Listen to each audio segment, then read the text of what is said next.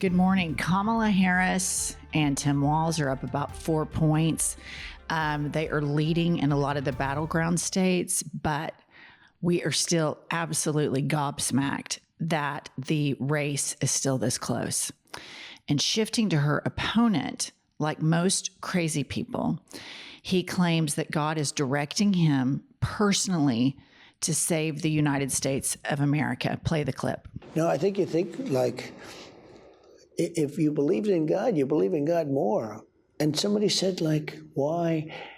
And I'd like to think that God thinks that I'm going to straighten out our country. Our country is so sick and it's so broken. Our country is just broken. And maybe that was the reason. I don't know. Okay, it's no surprise to me that he is continuing to pander to Christian voters, evangelical Christian voters, who he does very well with. But even there, I'm seeing that he's not polling as strongly as he used to with evangelicals. Well, I think that his abortion, when he flip-flopped last week on abortion, that he said the ban wasn't strong enough in Florida, which is a 6-week ban. And then, of course, the right went crazy, so he flip-flopped back to he's going to support the 6-week ban. So Christians were taken aback. And I see more and more people that are Christians coming out and saying he is not what we choose in a leader. He's not who we value. His values are not our values. But I think the majority of evangelical men are rah-rah Trump. Oh, there's no question. I mean, large majority. I noticed that he uses the same tactics, the emotional blackmail that a lot of evangelical megachurch pastors do, that, you know, if you want to save America, then you have to vote for me. And it's the same kind of thing. If you want to go to heaven, you have to do this. So there's a large portion of the electorate in the United States of America that does not objectively think outside of a black and white worldview. I think this is the epicenter of Trump voters, people that see the whole world as a very black and white thing. They have a very limited world view. These people, their default setting is not critical thinking. They question facts. They argue with facts. And I think this, surprisingly, in the United States of America, seems like we have about 45% of the population that has this affliction, which is just jaw-dropping.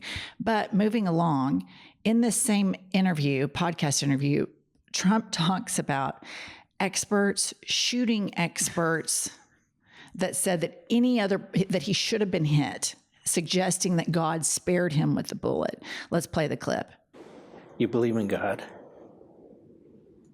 Has this further your belief, your commitment? And obviously, God, in addition to that chart, saved your life. He has a purpose for you. Do you think about these things? Well, I think you believe more because when you speak to experts, like my sons who are shooting experts, but when you speak to experts, they said there was no chance that he could have missed from that distance. As you can see, former president, convicted felon Donald Trump is claiming that Eric and Don Jr. are the premier shooting experts in the United States of America. And those two dipshits advised their father that anybody could have made that shot and he should be dead. Therefore, it was divine intervention. And I want to remind everybody, he is a candidate for the third time of the United States of America, in charge of the world's largest military force on the planet. It's unbelievable how inept and incompetent the Republican Party has become and how much they have sold their souls for this man. His children and himself are experts on nothing but grifting. I mean, I would say they're in the expert category when it comes to grifting, but that's it. I don't think they're experts on anything else. And for him to be a candidate for the president of the free world, sustaining the world order, it's breathtaking. It really is. It's it's just the way he gets on these podcasts, gets on True Social, and gets on the news, calls into Fox and Friends, and the flight of ideas. And this is what psychiatrists talk about that crazy people have. So if somebody goes to see a psychiatrist and they're talking about Hannibal Lecter, crowd sizes, God talking to them, et cetera, pretty soon a diagnosis is going to be written into that person's file. And I would say probably 52% of Americans cracked that case in 2016 pretty quickly. It was very easy to deduce that this was not a rational person. And this is the part about Trump that really gets me. I understand a singular crazy person. I understand that. I understand mental illness and I have empathy from those that suffer from it. What bothers me immensely is the millions of Americans that support him, vote for him, buy his gold sneakers, buy the Bibles, buy the steaks, all the crap, the homoerotic, photoshopped, not even real cards, the digital trading cards. We have a candidate for the president of the United States that has a trading card. Are you kidding me? Could you imagine if Barack Obama had a trading card and sold gold sneakers? The racism, the N-word would be flying. I don't even think they could contain themselves. They would explode. They would. They would explode. I was reading an article by a focus group leader, and she was very clear. The more people see Trump and what's going on Truth Social, because it is so unhinged and it is a flight of ideas, as you say, more people would run from him, completely unhinged. Well, yeah, but he was that unhinged on Twitter. And there seems to be a bit of Trump amnesia with some voters. But also, I fear that something even more insidious is taking place. And it is that the United States, we're such an instant gratification. We like train wrecks. We like to be entertained. We like the chaos. And there seems to be this appetite to kind of have his crazy back in power. And I think that because America is so ethnocentric, if you watch the American news, all you hear about is the United States. If you hear about another country, it's about the United States' involvement with that country. It's not just some random story about some country. We're in Europe right now, and if you watch the news, you hear global news. You hear about America, the EU, Asia, et cetera. And I feel like Americans do not fundamentally understand what NATO is, what the allies that we have had and kept in place and protected since World War II.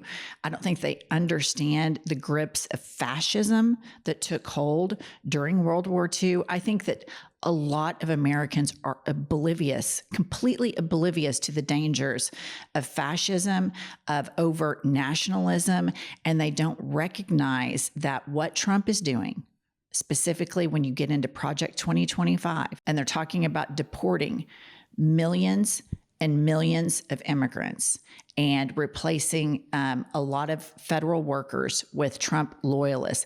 This is a play out of Hitler's playbook. You identify a unifying enemy to hate. For Hitler, it was the Jewish people. For Project 2025 and Trump, it is immigrants. They're talking about rounding them up, overt nationalism, getting rid of anybody who's objective in the party. And I just think a lot of Americans do not understand history, don't critically think, like to believe bullshit, like to be crazy entertained all the time. And it's in the tens of millions. And these same people want to absolve the Department of Education. So I don't think there's any coincidence there. No.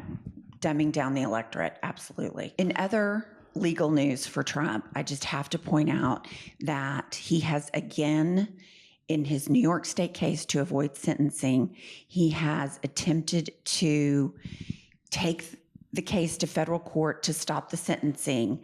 And the federal court yesterday came out loud and clear and said, even with the Supreme Court's ruling, he continues to hold, as he did in July of 2023, that paying hush money to an adult film star does not constitute a duty of the President of the United States. He quoted it. It was hilarious. So Trump, as of this moment, will be sentenced September 18th, 2024. Set your watches. Do you think he's going to get sentenced to jail time, or do you think that's probation? It's an interesting question because of the contempt citations that he's been found guilty of, because it was 34 counts. I don't think there's any question if he wasn't Donald Trump, it would be prison. But I think it's likely he'll be sentenced to some prison time, held reserved until after the election. Yeah. Or maybe house arrest at Mar-a-Lago, no phone, no passport, no plane. That would be my guess. I mean, I would like it to be under the jail. No phone? You think they could take his phone away from him? Well, prisoners don't have phones in jail. If he's under house arrest, have you heard of somebody saying you can't use a phone? They can take everything.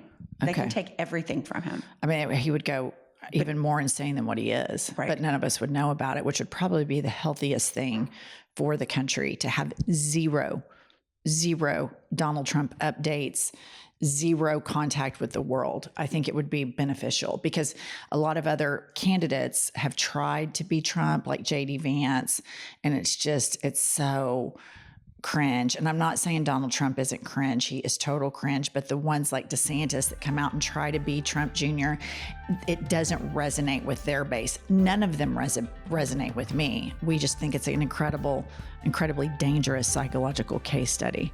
Okay. All right. Stick with us. We'll be back tomorrow. Subscribe here. Subscribe wherever you listen to your podcast. And we'll see you first thing tomorrow morning. It's so